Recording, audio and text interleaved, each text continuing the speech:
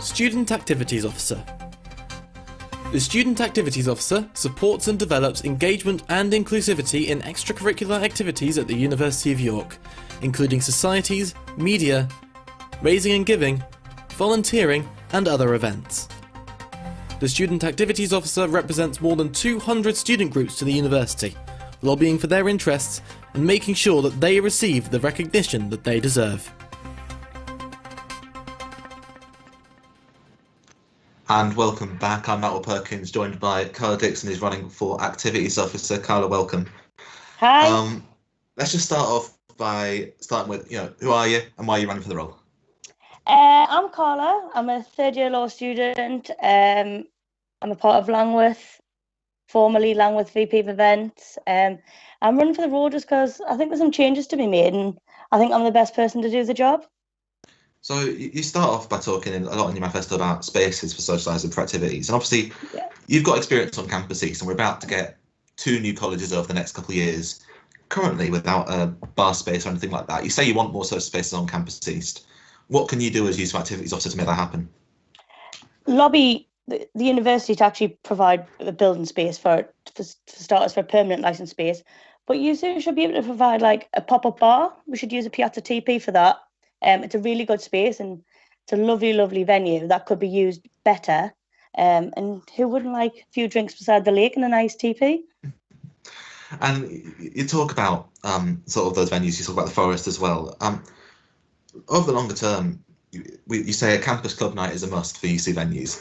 For you, what does a campus club night look like? Where is it? How often does it happen? I mean, everybody sort of spoke about using the Roger Kirk Centre, and that's fair enough. It is a big space. It's probably the biggest space to do a campus club night. But obviously, we've done campus club. UC have done campus club nights in other venues like Glasshouse, Courtyard. We've had Marmite, Time Warp, and just going back to those spaces as well. They're really good venues that you can get really decent capacities in there. Obviously, I'd love the lounge as a club night, but obviously, I do know that university pool teams are using it at the moment, so it's working with like those clubs as well to make sure that we're going to actually have like sort of a multi-purpose space. Yeah, and let's talk about space as well, because you talk about space for clubs and societies. What's UC not doing at the moment that you would do? Just sort of a fair allocation of the space. Like, I know some clubs have had struggle like booking the 22s and whatnot, and it's just sort of a bit like fair allocation. And society's been able, to book the forest night. There were some societies that just didn't get a chance to ever go into the forest because obviously some teams are so big that they just took up the whole entire capacity. So it's just about fair allocation and making sure everybody gets a chance. And we've spoken about stuff on campus, but let's go off campus, because obviously there have been lots of talks about venues under threat. There's been lots of talks about York's nightlife by all the candidates in this role. What would you do differently to build a bit of nightlife off campus?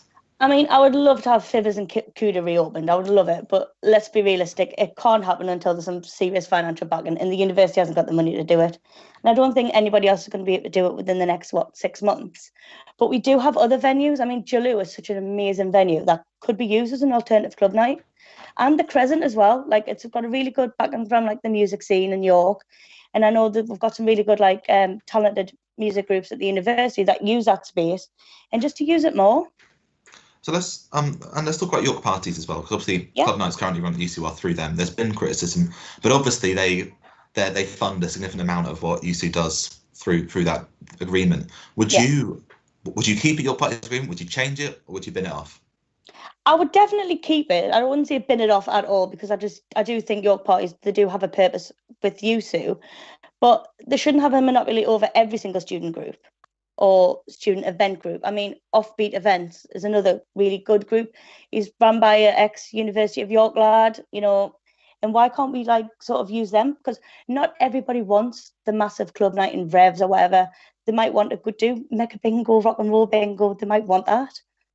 And you talk about off-peak parties and obviously events in your manifesto, but you also talk about your party network. Yeah. We've obviously been slightly controversial because over the summer, their platform was used for house parties during lockdown when they weren't allowed.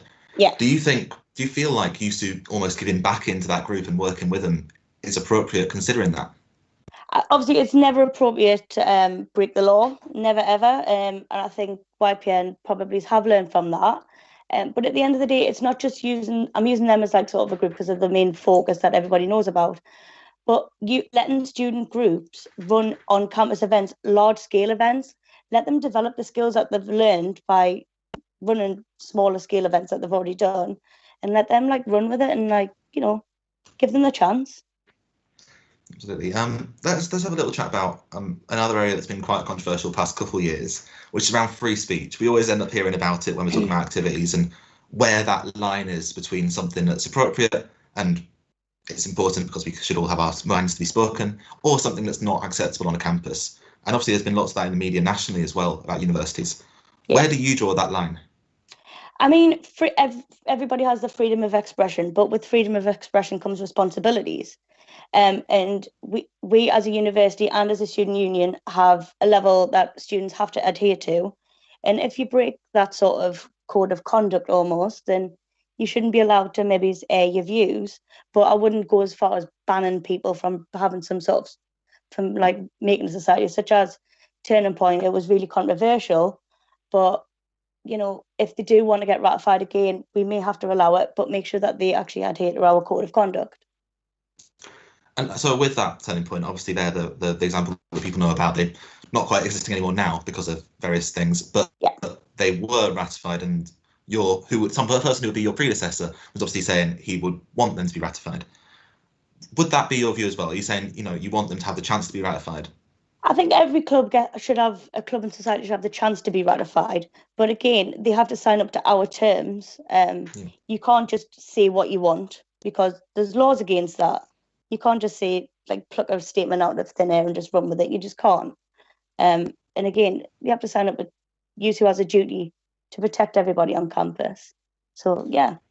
Yeah, I suppose. And you also talk about roses, which obviously a lot of that will be the Oxford president's role.